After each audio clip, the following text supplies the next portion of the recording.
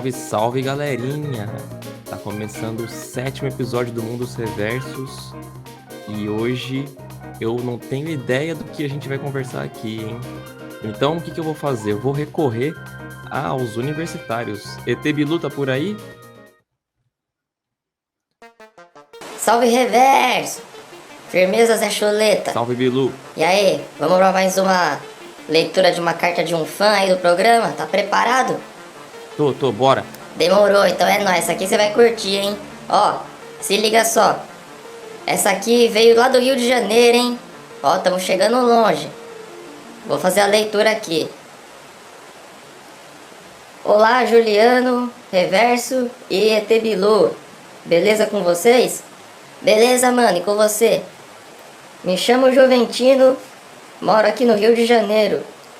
Moro com minha mãe, minha avó e minha tia. Recentemente, descobri que meu pai, que elas haviam falado que estava morto, na verdade está vivo. Ele mora lá no Pantanal, no interior do Brasil. Eu não conheço ele e acho que devo ir lá visitar ele para conhecer. Mas eu tô um pouco inseguro. Minha mãe não quer que eu conheça ele, mas eu quero. O que você faria no meu lugar? E aí, Reverso, o que você faria no lugar do rapaz aí? Fortalece aí o mano.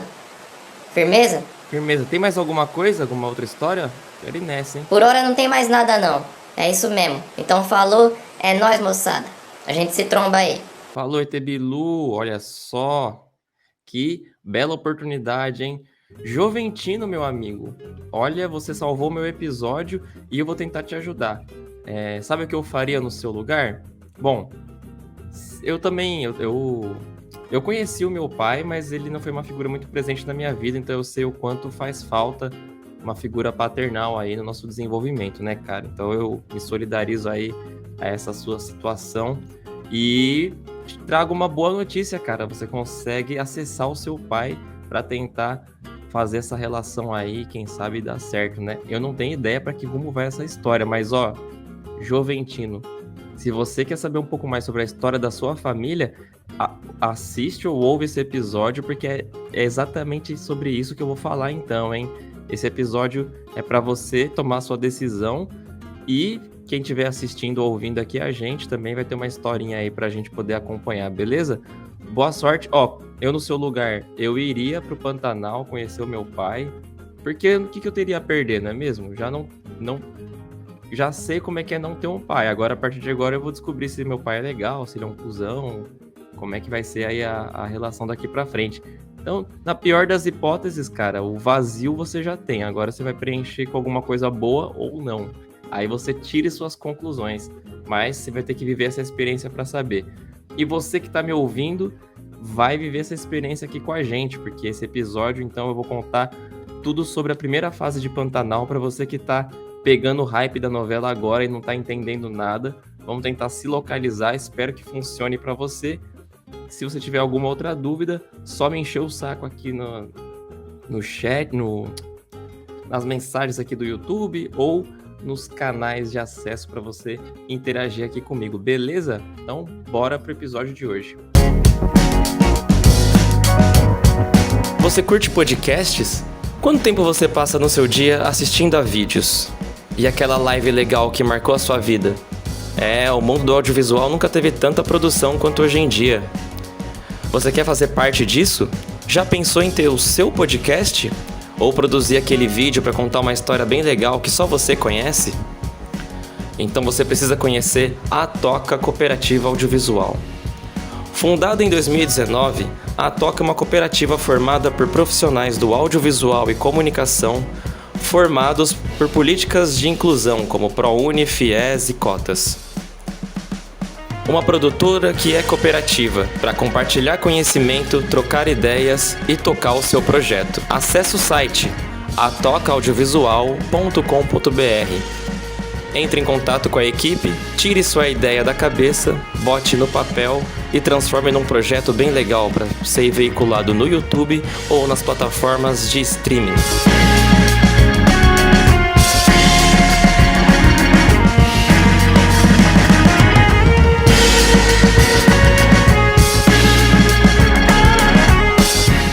Eu fiquei pensando agora um pouco sobre o meu primeiro episódio aqui, e na época que eu gravei ele, eu tava um pouco magoado com a área que eu escolhi para minha vida, que é o audiovisual, né? Muita frustração de estar lidando com uns trabalhinhos bem. O trabalho em si não é ruim, o problema é quando você lida com pessoas que não entendem muito bem todos os processos que leva a produzir audiovisual.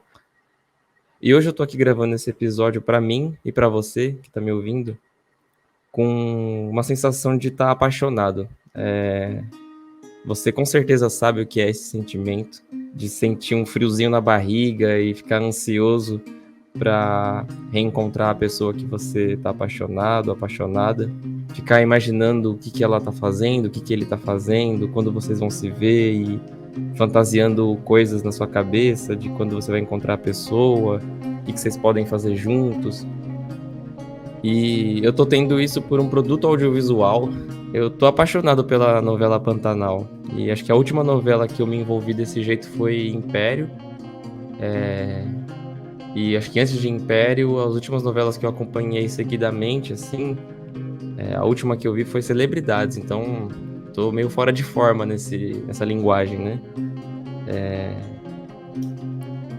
E é curioso que Império e Pantanal estejam no mesmo lugar, assim, em relação ao envolvimento com a novela, porque as duas me remetem à minha família. Império, quando passou Império foi quando a minha avó se mudou para o Mato Grosso, ela e meu avô. Minha avó e meu avô, enfim, são de muitos lugares. A família do meu avô é do Ceará, ele foi criado em Minas Gerais. A família da minha avó é de Minas Gerais e uma parte da Itália, até onde eu sei, mas não tenho muitas informações sobre esse passado. E, enfim, eu sei que da fase adulta dos meus avós até aqui, eu sei que a minha família ela tem raízes no interior de São Paulo e do Paraná. Aos 100 anos de idade, praticamente, 99 anos de idade, minha avó e meu avô decidiram ir morar no Mato Grosso, porque eu tenho um tio que já tá morando lá desde os anos 90, ele constituiu família lá e vive lá muito bem. E a situação da minha família aqui em São Paulo não estava muito boa, economicamente e tudo mais. E aí minha avó decidiu que queria ir embora pro Mato Grosso, eles venderam a casinha deles lá no 15 da Raposo, minha avó e meu avô, e foram morar no Mato Grosso. Isso em 2015, final de 2014. Em janeiro de 2015 eu fui visitar eles lá, e as melhores memórias que eu tenho, assim, dos meus avós, as últimas memórias que eu tenho, inclusive, foi sentado na sala assistindo a novela. A minha avó faleceu em abril de 2015, então poucos meses depois que eu fui visitar ela. Meu avô morreu em 2021, já estava bem debilitado, mas eu não consegui visitar ele depois de 2015, então minha última memória dos dois se deu dessa forma, né? Quando eu fui visitar eles lá no Mato Grosso.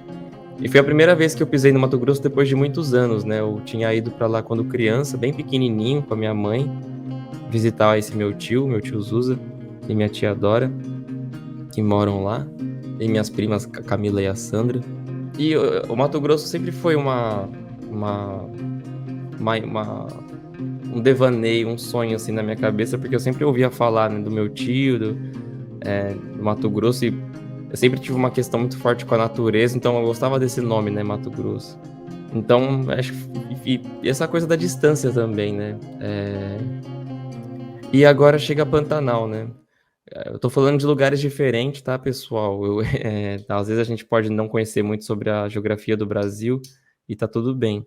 Mas a história da minha família no Mato Grosso hoje acontece numa região que tá totalmente desmatada, mas seria a Amazônia, porque é bem no extremo norte do estado do Mato Grosso. O Pantanal tá no Mato Grosso do Sul, quase com fronteira com o Paraguai, enfim, aquela região.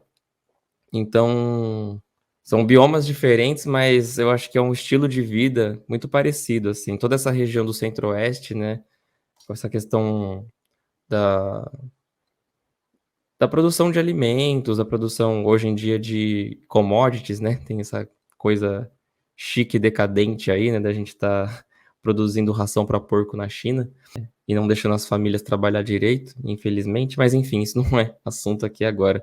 Mas essa coisa cultural, assim, da vida de quem é do interior, ela tem suas particularidades, mas é muito parecida, assim, até o sotaque na novela eu acho parecido com o sotaque da minha família, do pessoal lá de Santa Helena.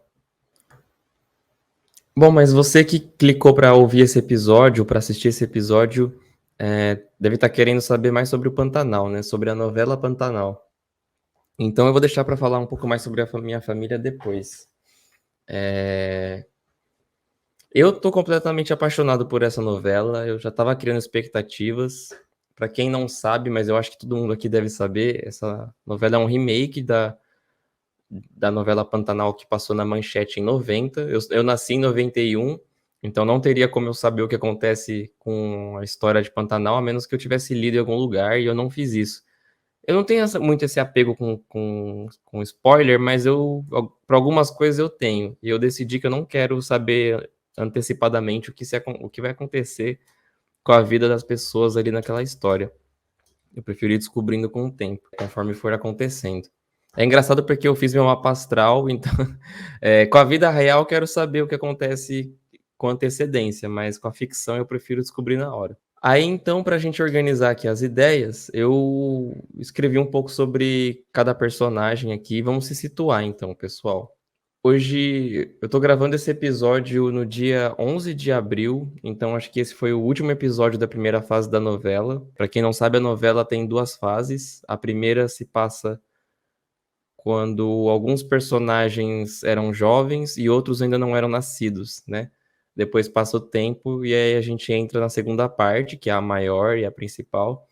E aí a gente acompanha a vida de jovens que estão envolvidos em histórias do passado e já acho isso muito foda, mas não que isso seja uma coisa incomum, né? Muitas histórias fazem isso, mas eu acho muito louco quando as histórias fazem isso. E essa fez muito bem feita. Até o momento, o que eu sei sobre Pantanal são os personagens, eu vou começar por eles. Acho que a primeira pessoa que eu queria trazer para vocês conhecerem aqui é a Filó. E faz um sentido eu começar por ela, eu vou explicar o porquê. A Filó é uma mulher corajosa, mas que teme julgamento social. Ela é completamente apaixonada por um homem que não corresponde a esse sentimento, como ela gostaria, né? Ela tem um filho com ele e esconde esse segredo por uma razão que hoje nem cabe direito na minha cabeça. É sério, gente, ela não contou que ela tinha... A Filó, ela era uma garota de programa e quando passava as comitivas... Comitiva, para quem não sabe, é o grupo de boiadeiros, né, de vaqueiros que vai tocando a boiada ou vai se aventurando pelas estradas do Pantanal, do interior, etc. E aí, no caminho, às vezes tem uns puteiros, né, e aí a rapaziada vai lá, né, enfim, aquela coisa toda. E a Filó trabalhava num desses estabelecimentos e lá ela conheceu o Zé Leôncio, que eu não vou falar agora, peraí, vamos continuar na Filó. Então ela tem um filho com o Zé Leôncio e ela guarda em segredo essa história do filho, ela não conta pra ele que ela engravidou dele. Ela chega a ter o bebê, o Tadeu, e eu vou falar dele já já, e o Zé Leôncio conhece e ela não, até o momento não conta pra ele. Então ele não sabe que aquele menino é filho dele. A questão é, por que ela faz isso? Isso eu não entendo, sabe? Talvez... quer dizer, na verdade está implícito, né? Assim, ela é uma mulher reservada, muito desconfiada. Eu percebi também, com a minha experiência no Mato Grosso, que as pessoas nessa região, pelo menos as que eu conheci, não algumas, né? E eu percebo isso na minha família muito forte, essa coisa de você querer manter as aparências e não... E respeitar as regras da vida, né? Então, coisas como traição são imperdoáveis. Sei lá, situações que você percebe que moralmente daria pra você relevar, mas que de alguma forma isso pode... Eu não tô pensando em nenhum bom exemplo aqui agora, mas vou pegar um exemplo da novela mesmo, assim. O Zé Leôncio se separa da companheira dele, da Madalene, eu vou chegar neles dois daqui a pouco. E E eles não se divorciam no papel. Então tem uma questão jurídica aí. Só que eles estão, tipo, eles ficam 5 anos separados, sem se ver, sem se falar. E a Filó trata os dois como casados, mas lógico, eles são legalmente casados, mas, gente, o que vale da vida é a vida que se leva, né? Tipo, enfim. Tem essas coisas aí da novela. Ah, e tem essa coisa importante pra dizer que o Zé Leôncio chama a Filó pra ir morar com ele. A gente vai entender isso mais pra frente. Então, quem é o Zé Leôncio, né? Já falei bastante dele aqui, sem nem chegar nele ainda, né? O Zé Leôncio é filho do Juventino, que é um fazendeiro forte lá da região, mas vamos chegar nele depois também. O Zé Leôncio foi forjado para ser um grande vaqueiro, e é exatamente isso que ele se tornou. Um homem honesto, de bom coração, um tanto ingênuo e bastante justo, totalmente dedicado ao trabalho e cheio de esperança e saudades do seu pai que desapareceu misteriosamente um dia. Já como responsável pela fazenda, ele vai até o Rio de Janeiro para recuperar um dinheiro de um negócio mal feito, e lá ele encontra, por acaso, a Madeleine, uma jovem rica por quem ele se apaixona imediatamente. Então, quem é a Madeleine? A Madeleine é uma menina rica, vítima da criação doentia, que grande maioria das famílias ricas proporcionam para os seus filhos e filhas. Consequentemente, ela se torna uma pessoa mimada, que busca aventuras para suprir um vazio existencial. Ela se apaixona pelo Zé Leôncio e causa um furacão na família ao se casar e ter um filho com o Zé Leôncio da noite pro dia. Então é isso que acontece, gente. O Zé Leôncio, ele tava lá vivendo com o pai dele na fazenda que eles compraram. Inclusive, assim, o pai dele é de origem humilde, mas ele consegue prosperar nos negócios. E aí eles conseguem comprar uma fazenda boa lá no Pantanal. E eu não lembro de ter visto isso na novela, mas não aparece a mãe do Zé Leôncio. Não sei se ela deve ter morrido no parto, morreu muito cedo, enfim. Então o Juventino cria o Zé Leôncio. Então a relação dos dois é muito forte, assim, é uma relação de pai e filho quase simbiótica, assim. E o menino cresce, né, vira um rapaz formado. Só que o Juventino, ele é um cara que transcende. Ele é um cara que...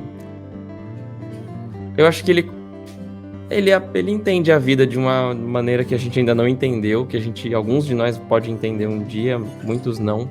Mas ele entendeu, e aí ele decidiu que ele não ia compactuar com essa ideia de seres serem proprietárias de outros seres e de pedaços da terra. Então ele larga tudo e vai morar no mato, desaparece. E o Zé Leôncio fica desesperado e vai atrás dele, passa 2 anos procurando ele, enfim. E aí aceita que o pai não vai voltar, mas ele sente que o pai não morreu. E aí ele vai tocar a vida dele, vai cuidar da fazenda e tal. E aí, quando ele assume, então, o papel dele de fazendeiro, ele chama a Filó para ir morar com ele, porque ele sabia que ela tinha uma condição complicada e com um filho e tudo mais, que ele achava que era filho de um cara que morreu. Ela aceita e ela vira meio que governanta da casa, e em troca de poder morar lá com o filho, enfim. Ela é apaixonadaça por ele e ele não dá muita bola para ela. Enfim, e ele vai resolver essa questão da dívida que ele tinha que cobrar lá no Rio de Janeiro e viaja para o Rio de Janeiro pela primeira vez na vida, sozinho, sem conhecer a vida na cidade e tal. E num determinado momento ele vai jantar num restaurante sozinho e encontra a Madeleine, que tava com um grupo de amigos. Ela é uma socialite, uma menina rica, né, tipo... e tá lá jantando com os amigos, e os dois se olham e se apaixonam, vira uma coisa mais forte que eles. Ele não volta pro Pantanal, fica um tempão lá com ela. Um tempão assim, né? Tempo suficiente pra ele casar com ela. E aí ele volta casado pro Pantanal com a Madeleine. E aí fica aquela situação super chata entre a Madeleine e a Filó. E o Zé Leôncio não se dá conta que ele tá expondo a Filó pra uma situação completamente constrangedora. Mas enfim. E aí a Madeleine engravida dele. E o sonho vira um pesadelo, porque aos poucos a Madeleine vai se dando conta que ela não quer aquela vida pra ela. Na verdade, desde o começo ela não queria ir pro Pantanal, mas ela acaba cedendo e vai. Aí também tem esse problema do Zé Leôncio ser um cara completamente, né, assim, fechado pro trabalho. Então ele passa, tipo, dias, ou então, né, ele fica o tempo inteiro tocando boiada, enfim, viajando para outras fazendas, enfim, sempre fora de casa. E ela fica lá, largada, num lugar que ela não curte, longe da família, longe dos amigos. E, porra, é pesado também, né? Difícil ficar nessa condição. E ela não perdoa ele por ele não ter participado do parto do filho. E meio que é um desencontro também, eu acho que não é culpa dele, e ao mesmo tempo é. Só que assim, é e não é, né? Se fosse com um dia marcado o parto, ele com certeza ia estar lá. Só que o bebê nasceu um pouco prematuro. Não sei se foi prematuro, mas ele nasceu antes da data que eles estavam estipulando, né? E ele estava trabalhando e, enfim. A questão é que ele podia tirar a licença do trabalho e ficar acompanhando a gestação dela. A questão também é que, será que precisava? Enfim, tem várias questões. Aí que quando a novela é tipo a vida, né? A questão é que ela não perdoa ele por isso, mas eles continuam ainda casados, mas isso vira uma grande chaga no casamento dos dois. E isso vai só aumentando, né? Assim, vai passando o tempo, o bebê vai crescendo aos pouquinhos, né? Tipo, tem alguns meses. E ela tá com aquela sensação de que tá sozinha lá. Ela passa o dia com a Filó e o filho, e enquanto o Zé Leôncio tá fora trabalhando. Até que um belo dia, por influência da mãe da Madeleine, e a mãe da Madeleine é uma mulher controladora e ardilosa que é capaz de tudo para manter as aparências da família e garantir o melhor para suas filhas. E ela detesta a ideia da Madeleine ter casado com o Zé Leôncio e decide dar um jeito de influenciar a filha a largar essa vida. E aí ela usa um rapaz que é apaixonado pela Madeleine, que é o ex-namorado dela, convence ele a ir até o Pantanal resgatar a filha. E ele vai e encontra a Madeleine completamente infeliz, porém ainda confusa e apaixonada, mas mais infeliz do que tudo isso. E consegue convencer ela a ir embora com o filho lá enquanto o Zé Leôncio estava trabalhando. Os dois vão embora e levam a criança. Quando o Zé Leôncio chega em casa, cadê o menino? E essa é a treta. Então a Madeleine vai morar no Rio de Janeiro com o filho e morando com a família, né? E o Zé Leôncio passa a odiar ela porque ela sequestrou o filho dele e foi embora com um cara do nada, né? Nem se despede, nem nada. Então ele tá puto da vida do ponto de vista dele. Ele também não tá errado, mas ela também não tá errada. É uma situação bosta. Pausa aqui que eu preciso contar uma outra história paralela, que agora parece que não faz sentido nenhum, né, gente? Mas vai fazer lá na frente, que é importante. Preciso falar sobre o pai da Madeleine também, que é um homem viciado em jogos, mas que tem paciência e serenidade para lidar com as coisas da vida. Então ele usa essas duas atribuições dele aí para se envolver na história.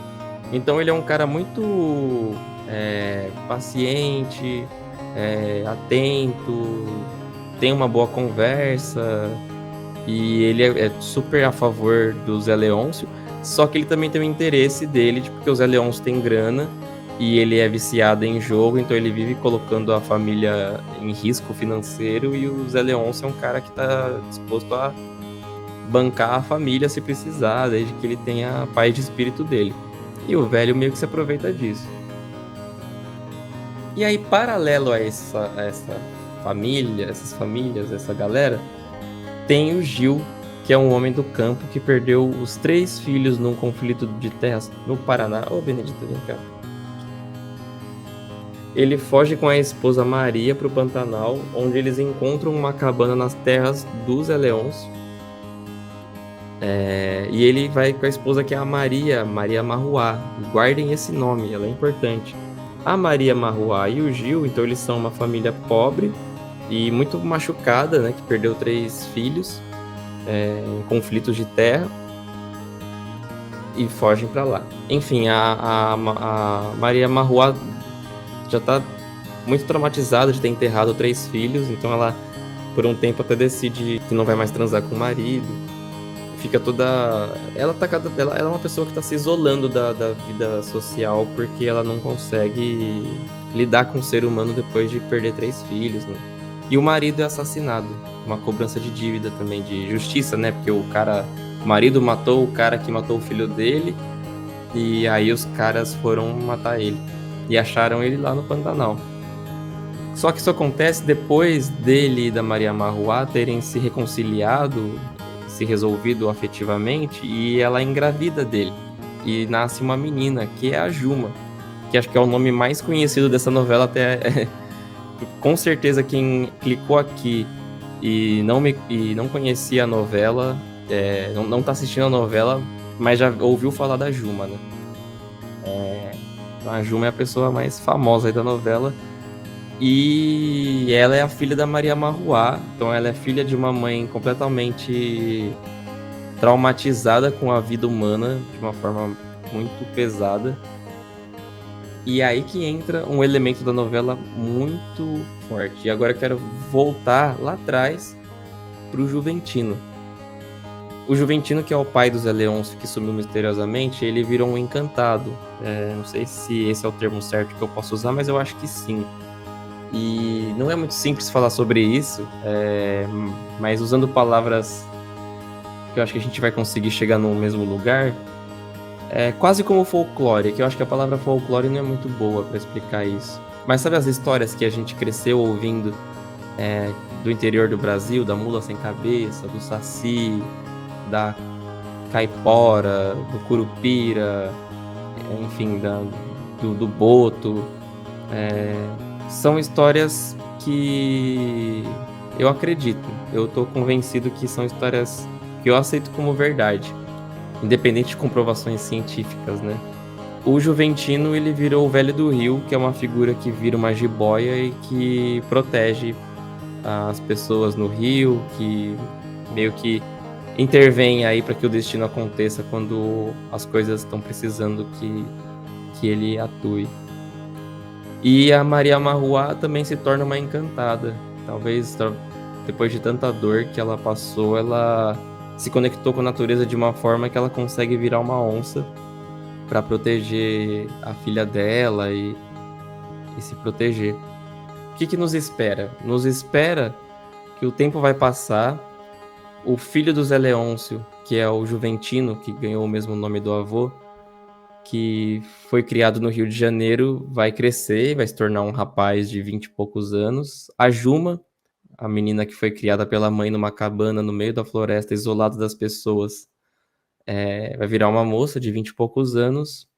O Zé Leôncio é um cara que nutre um ódio da Madeleine, mas uma devoção pelo filho.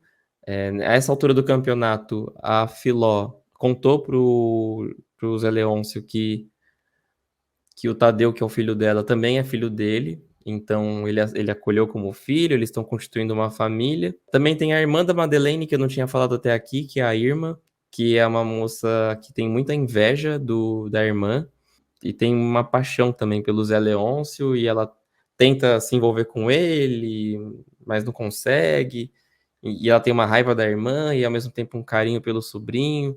O que nos espera agora, que a partir de amanhã, no caso, mas eu vou publicar esse episódio lá na frente, mas a partir do dia 12 de abril, e eu estou no dia 11, a história vai andar, dar um passo longo, e a gente vai encontrar essas figuras crescidas, né? Essas figuras, o Juventino e a Juma no auge aí da juventude, e essa galera toda que eu falei, mais velha e cheia das suas mágoas e traumas e memórias, dores e enfim. Eu fiquei pensando quando eu comecei a assistir essa novela, eu faço terapia, né? Eu recomendo a todos e todas que estão me ouvindo aí, se tiver condições e interesse, terapia é bom. E a minha terapeuta é junguiana. Eu gosto muito do Jung. Para quem não conhece, o Jung é uma linha aí da psicologia, da psicanálise, né? Da psicologia analítica, que trabalha os arquétipos. E os arquétipos, o que são? Eu não sei se eu explico muito bem essas coisas, tá, gente? Então, pesquisem. Eu recomendo isso. Vocês podem jogar no Google Jung, arquétipos, vão encontrar alguns textos interessantes. Posso até depois indicar aqui, mas acho difícil que eu faça isso. Mas em resumo, e do que eu entendo, os arquétipos são como imagens de padrões de comportamento, são quase como personagens que existem para muitas gerações ou para, por exemplo, o arquétipo do guerreiro. Você pensa num guerreiro, você vai pensar em uma figura masculina com armas, pode ser uma guerreira, uma figura feminina com arma, mas você vai entender o guerreiro, a guerreira, como alguém que vai para o combate. Então você vai começar a imaginar esse guerreiro, essa guerreira com um arco e flecha, ou com uma espada, com uma postura de combate, né? Assim, pronto para um conflito. Você nunca vai pensar num guerreiro, numa guerreira sentada assistindo TV, sei lá. A figura da matriarca, assim, sei lá, do velho sábio. Então, você pensa numa matriarca, você pensa numa mãe forte que cuida dos filhos, assim, com uma certa sabedoria, ou um velho sábio também, você pensa como uma pessoa mais velha. Existem vários arquétipos, né, assim, e às vezes, além dos arquétipos, às vezes tem personagens nas histórias que a gente acaba se envolvendo e se vendo nelas, né. Eu cresci assistindo histórias tipo Harry Potter e aí querendo ser o Harry Potter, né? Então, brincando com os meus primos que eu era o Harry Potter. E às vezes até sozinho em casa eu ficava pensando, eu sou o Harry Potter, sei lá, enfim. O ponto que eu quero chegar é que por muito tempo na minha vida eu mirei em um personagem de uma história e falei, eu me identifico com esse aqui, eu quero ser como ele, eu quero fazer tais coisas, eu quero tomar tais decisões, eu quero ter essa atitude. Eu ia tentando me moldar baseado em como os meus heróis atuam. E acho que muitos de nós fazem isso, né? A novela, eu não sei se é uma coisa da novela Pantanal, eu acho que é uma coisa de novela, mas eu também acho que é uma coisa da minha relação com a novela, e cada um vai ter sua forma de ver, né? Eu não consigo me colocar no lugar de um personagem. Tipo, tem coisas do Zé Leôncio que eu me identifico, tipo, de situações que ele viveu e que eu vivi. Tem coisas na Maria Marruá que eu falo, puta, eu tenho isso, assim. E também não só pensar em mim, assim, eu vejo pessoas da minha família, amigos, amigas, ocupando alguns papéis. Porque eu acho que, de alguma forma, a novela, ela tem seus personagens principais, mas ela transita pelos núcleos, e como ela passa todo dia e de segunda a sábado, né, assim, tem muito tempo para você trabalhar os personagens. E eu acho os personagens da novela bem desenvolvidos, assim, sabe? Tipo, eu não consigo simplesmente odiar, sei lá, por exemplo, vou pegar o mais clichê dos exemplos. Tipo, eu já me vi numa relação que eu me sentia meio como Zé Leôncio em relação a Madeleine. Então, assim, talvez eu poderia simplesmente só torcer pro Zé Leôncio e ter raiva da Madeleine. Assim como tem muitas pessoas, muitas meninas ou meninos que vão se reconhecer na Madeleine e ter raiva do Zé Leôncio pela forma como ele também tratava ela, enfim. O ponto é que os dois estão certos e os dois estão errados, e os dois têm suas razões, e não tem como... É tipo isso, assim, sabe? A Madeleine errou de ir embora da fazenda sem nem se despedir do Zé Leôncio e levar o filho deles com ela. Tipo, foi bem irresponsável e perigoso mesmo, sabe? Por outro lado, eu entendo ela ter tomado essa atitude por conta da dificuldade que ela tinha de cobrar do Zé Leôncio que ele fosse um cara mais presente, porque não importava o que ela falava, ele simplesmente não fazia. E também eu entendo ele de não ser um cara presente, porque ele cresceu com os valores de que ele tinha que trabalhar e cuidar ali dos bois, que é a vida dele. Inclusive, ele queria que o filho fizesse isso com ele também. E a Madeleine não queria estar lá, então ela não subia num cavalo e acompanhava o marido. Ela podia fazer isso, sabe? Só que ela não queria estar lá. E ela também não tá errada de não querer estar lá, enfim. A questão é que eles foram, na minha opinião, os dois foram inconsequentes, e eles eram jovens e, enfim, também tá tudo bem eles terem errado, mas é uma pena que eles erraram, enfim, aí eles se machucaram pra vida inteira, sabe? A si próprios e um ao outro, assim. E aí ainda tem um filho, né? Que de alguma forma vai crescer com a ausência do pai, enfim, vai ter as dores dele. E tem a história da Juma, né? Tipo, porra, como é que uma pessoa cresce nessa condição, né? Assim, criada por uma mãe que tem medo do ser humano, né? E com as suas ações, né? Tipo, ela perdeu 4 pessoas da família em pouco tempo, né? E a Filó, a gente volta lá pra Filó, né? Por que ela não contou? Por que raios ela não contou desde o começo que ela engravidou do Zé Leôncio, sabe? Ele não teria se envolvido com a Madeleine, estaria criando filho. A questão é que ela também tem as questões dela e aí eu volto pra minha família, né? Assim, eu vejo muito na minha família um comportamento da gente, de alguma forma, tentar não incomodar os outros, não criar situações de conflito, não criar situações de incômodo numa situação assim, sabe? Claro que isso não vale pra todos nós da família, né? Acho que, mas é uma coisa que eu vejo em mim e que eu vejo um pouco na minha mãe, vejo em algumas pessoas da família.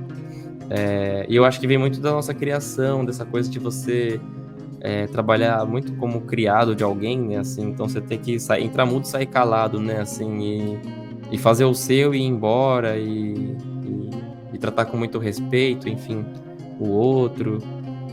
Eu acho que a Filó não tinha instrumento mental pra elaborar o que ela estava sentindo na hora, né? Ela era uma garota de programa que engravidou de um cliente que era um cara que ela também era meio apaixonada e isso me faz pensar no destino, sabe?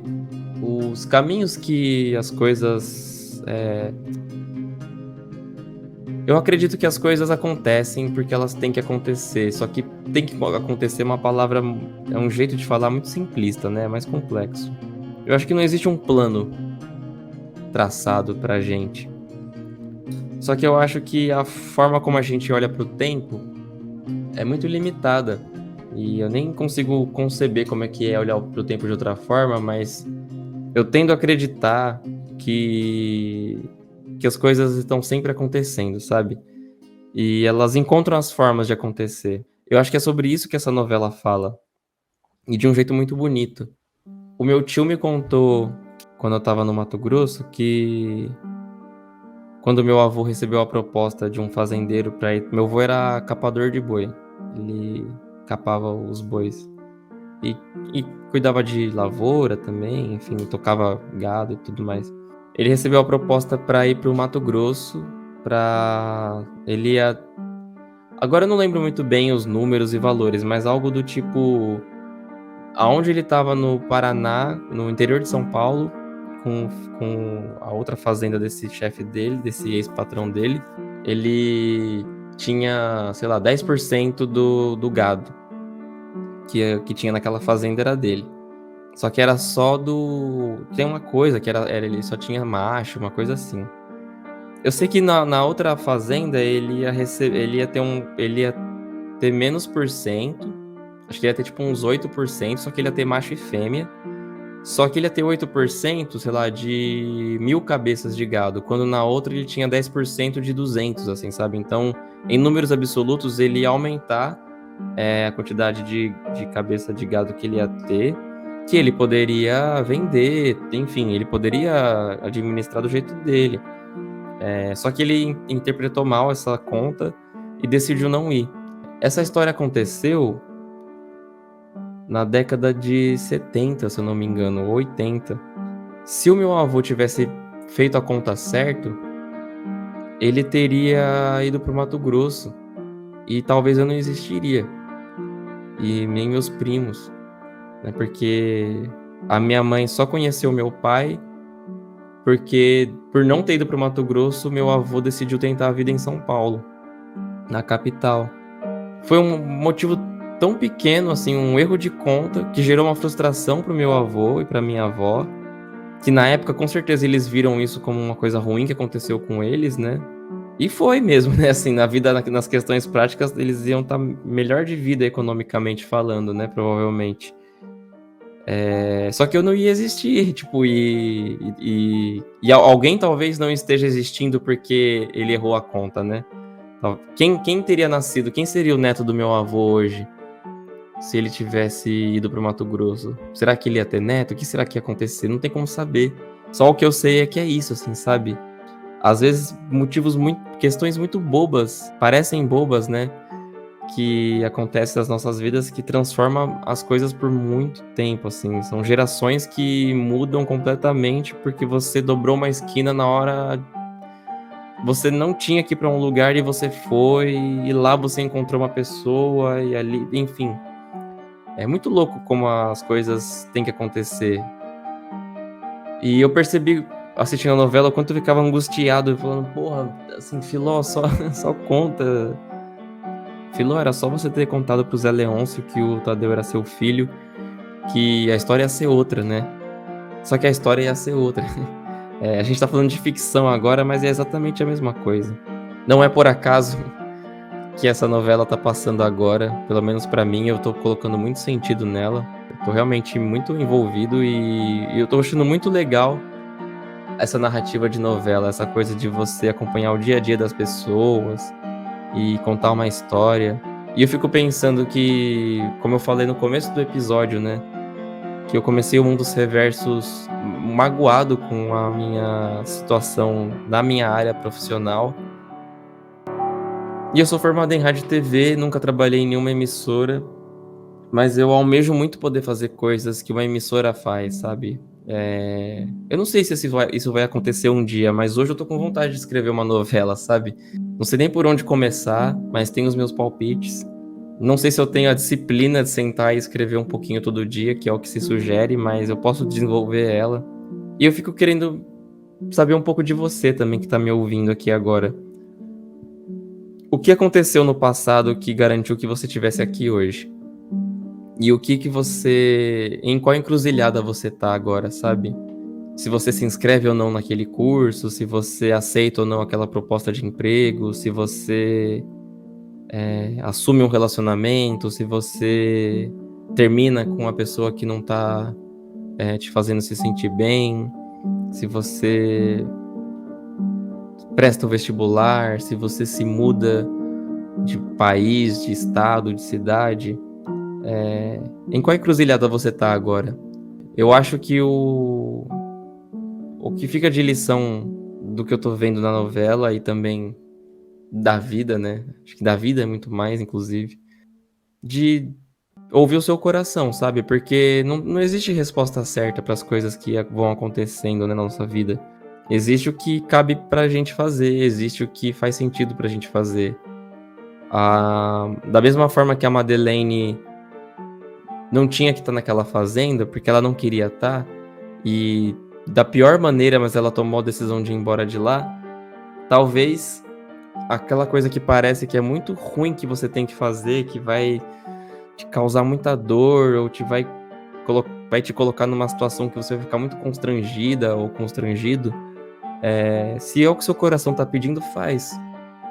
Porque na melhor das hipóteses, isso vai mudar a vida de alguém, hoje ou no futuro.